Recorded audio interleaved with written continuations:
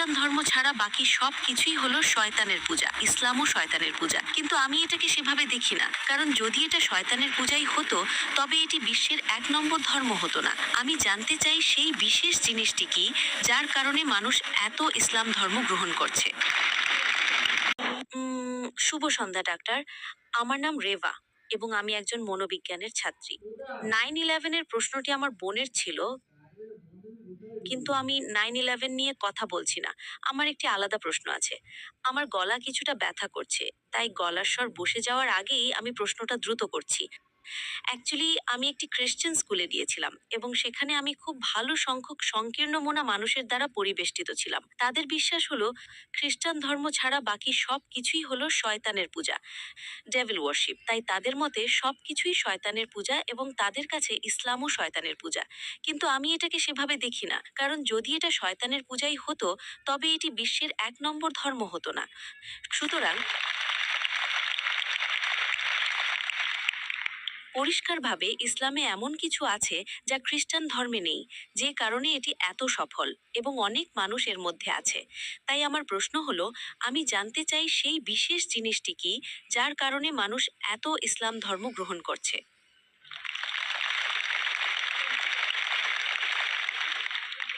বোন প্রশ্ন করলেন যে তিনি একটি খ্রিস্টান স্কুলে গিয়েছিলেন এবং তিনি খ্রিস্টানদের দ্বারা পরিবেষ্টিত ছিলেন, যাদের তিনি সংকীর্ণ মনা বলছেন। এখানে আপনি উদার মনা মানুষদের দ্বারা পরিবেষ্টিত, মাশাআল্লাহ। তো তিনি বললেন যে খ্রিস্টান ধর্ম বলে খ্রিস্টান ধর্ম ছাড়া বাকি সবকিছু শয়তানের পূজা, কিন্তু তিনি বলছেন যে ইসলাম দ্রুত বর্ধনশীল ধর্ম, যার অনুসারী সর্বাধিক। তাহলে সেই ভেতরের বিষয়টা কি যার প্রতি মানুষ অনুপ্রাণিত হচ্ছে? বোন, আমি এই দাওয়ার ধর্ম প্রচারের কাজে 20 বছরেরও বেশি সময় ধরে আছি। 20 বছরেরও বেশি সময় ধরে আমি এই দাওয়ার ময়দানে আছি এবং আমি অনেক মানুষের সাথে দেখা করেছি যারা খ্রিস্টান ধর্ম, হিন্দু ধর্ম, বৌদ্ধ ধর্ম, শিখ ধর্ম থেকে ইসলামে ফিরে এসেছে এবং প্রত্যেকেই ভিন্ন ভিন্ন জিনিস দ্বারা অনুপ্রাণিত হয়েছে। কিন্তু আমার জরিপে যারা ইসলাম গ্রহণ করেছে তাদের মধ্যে সবচেয়ে সাধারণ কারণটি হলো এক ঈশ্বরের প্রতি বিশ্বাস, একেশ্বরবাদ।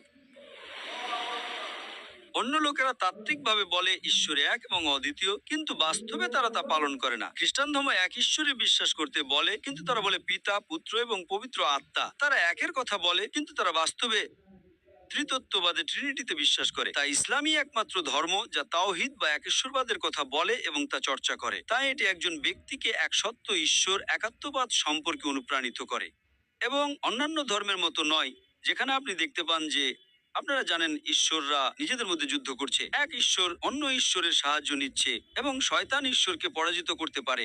এসব জিনিস একজন সাধারণ মানুষ অযৌক্তিক মনে করে। ঈশ্বর কিভাবে পরাজিত হতে পারেন? ঈশ্বর কিভাবে মারা যেতে পারেন? কিছু ধর্মে ঈশ্বর মারাও যান। তো যদি ঈশ্বর মারা যান তবে বিশ্ব কে শাসন করে? তো যখন আপনি এসব জিনিস দেখেন, যৌক্তিকভাবে মানুষ সাধারণত অন্ধভাবে অনুসরণ করে। এই অন্ধ বিশ্বাসগুলো ইসলামে নেই। তাই কোরআন বলে তারা কি বোঝে না? এটা বোধসম্পন্ন মানুষদের জন্য।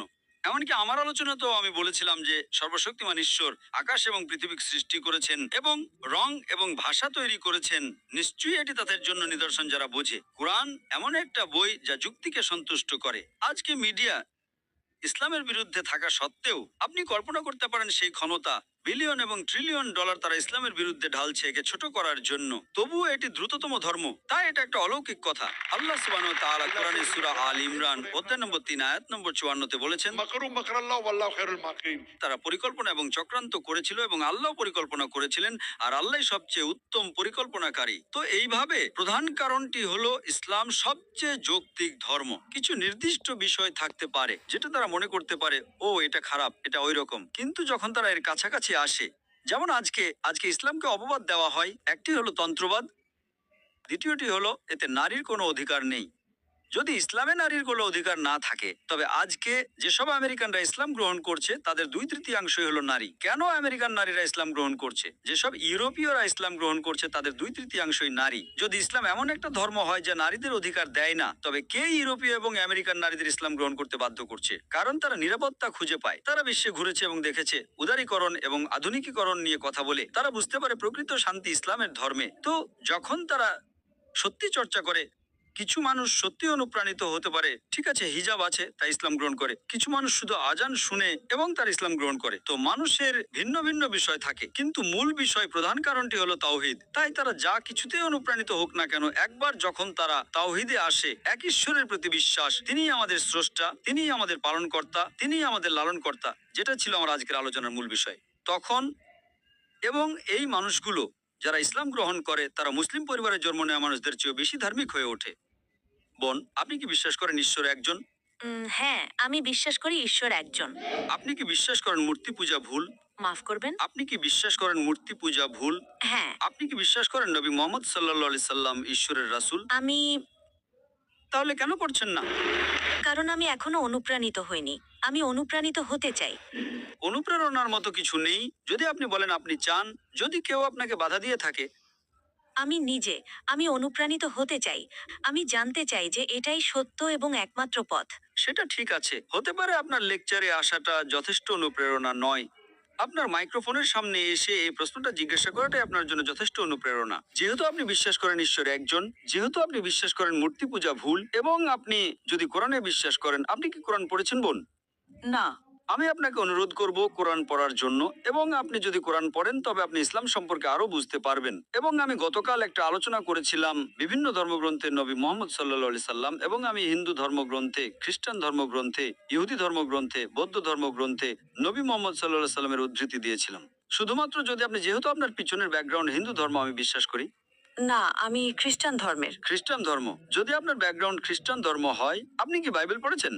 হ্যাঁ, এটা আমার স্কুলে একটি বিষয় ছিল। ঠিক আছে, আমি আপনাকে শুধু রেফারেন্স গুলো দিচ্ছি। নবী মোহাম্মদ সাল্লাল্লাহু আলাইহি সাল্লামের ভবিষ্যৎবাণী ওল্ড টেস্টামেন্ট এবং নিউ টেস্টামেন্টেও করা হয়েছে। ওল্ড টেস্টামেন্টে তার ভবিষ্যৎবাণী করা হয়েছে বুক অফ ডিউটেরোনমি অধ্যায় নম্বর 18 আয়াত নম্বর 18, বুক অফ ডিউটেরোনমি অধ্যায় নম্বর 18 আয়াত নম্বর 19, বুক অফ আইজায়া অধ্যায় নম্বর 29 আয়াত নম্বর 12, সংস অফ সোলোমন অধ্যায় নম্বর 5 আয়াত নম্বর 16। বিস্তারিত জানতে আপনি আমার ভিডিও ক্যাসেট দেখতে পারেন। নিউ টেস্টামেন্টেও তার ভবিষ্যৎবাণী করা হয়েছে গসপেল অফ জন অধ্যায় নম্বর 14 আয়াত নম্বর 16, গসপেল অফ জন অধ্যায় নম্বর 15 আয়াত নম্বর 26, গসপেল অফ জন অধ্যায় নম্বর 16 আয়াত নম্বর 7, পাশাপাশি গসপেল অফ জন অধ্যায় নম্বর 16 আয়াত নম্বর 12 থেকে 14 পর্যন্ত। আমি আপনাকে সংক্ষেপে একটা ভবিষ্যৎবাণী দিচ্ছি। যীশু খ্রিস্ট আলাইহিস সালাম গসপেল অফ জন অধ্যায় নম্বর 16 আয়াত নম্বর 12 থেকে 14 তে বলেছেন, তোমাদেরকে আমি আরো অনেক কিছু বলতে চাই, কিন্তু এখন তোমরা তা সহ্য করতে পারবে না। কিন্তু যখন সে সত্যের আত্মা আসবেন, তিনি তোমাদের সমস্ত সত্যের পথে পরিচালিত করবেন। তিনি নিজের থেকে কিছুই বলবেন না, তিনি যা শুনবেন তাই বলবেন, এবং তিনি আমাকে মহিমান্বিত করবেন। যীশু খ্রিস্ট আলাইহিস সালামের এই ভবিষ্যৎবাণী যে তোমাদেরকে আমি আরো অনেক কিছু বলতে চাই, কিন্তু এখন তোমরা তা সহ্য করতে পারবে না। কিন্তু যখন সে সত্যের আত্মা আসবেন, তিনি তোমাদের সমস্ত সত্যের পথে পরিচালিত করবেন। তিনি নিজের থেকে কিছুই বলবেন না, তিনি যা শুনবেন তাই বলবেন, এবং তিনি আমাকে মহিমান্বিত করবেন। এটা মোহাম্মদ সাল্লাল্লাহু আলাইহি সাল্লাম ছাড়া আর কাউকে বোঝায় না, কারণ এখানে বলা হয়েছে তিনি নিজের থেকে কিছুই বলবেন না, তিনি যা শুনবেন তাই বলবেন। এবং আপনি নবী মোহাম্মদ সাল্লাল্লাহু আলাইহি সাল্লামের ইতিহাস জানেন যে সর্বশক্তিমান ঈশ্বর প্রধান ফেরেশতা জিবরাইল আলাইহিস সালামের মাধ্যমে নবী মোহাম্মদ সাল্লাল্লাহু আলাইহি সাল্লামকে ওহী পাঠাতেন। তিনি যা পেতেন তা হুবহু রিপিট করতেন, এবং তিনি আমাকে মহিমান্বিত করবেন।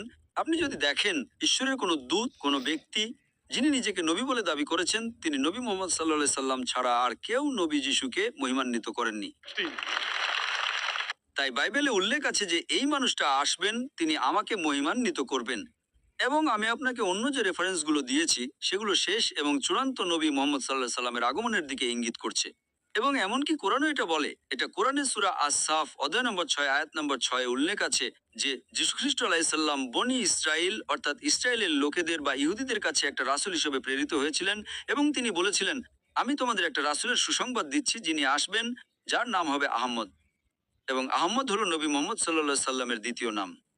নবী মোহাম্মদ সাল্লাল্লাহু আলাইহি সাল্লামের ভবিষ্যৎবাণী শুধুমাত্র বাইবেলের ওল্ড টেস্টামেন্ট এবং নিউ টেস্টামেন্টে নেই, এমনকি বেদে, পুরাণে, হিন্দু ধর্মগ্রন্থে, পার্সি ধর্মগ্রন্থে, বৌদ্ধ ধর্মগ্রন্থেও তার ভবিষ্যৎবাণী করা হয়েছে। যেমনটি আমি আগেও বলছিলাম যে যদিও ধর্মগ্রন্থগুলো পরিবর্তন করা হয়েছে, যদিও ধর্মগ্রন্থগুলো বিকৃত করা হয়েছে, তবুও সেই ধর্মগ্রন্থের আয়াতগুলোতে এক ঈশ্বরের বা তৌহিদের এবং নবী মুহাম্মদের শেষ ও চূড়ান্ত রাসূল হওয়ার অবশিষ্টাংশ রয়ে গেছে।